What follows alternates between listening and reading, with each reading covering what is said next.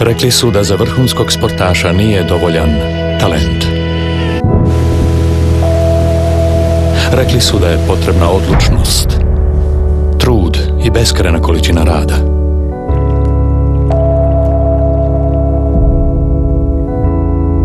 Rekli su da je potrebna vjera da tvoje tijelo može izdržati više.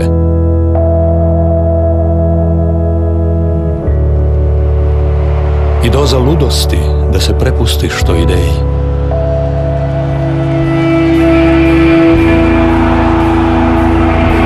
Nitko nije rekao da je moje tijelo problem.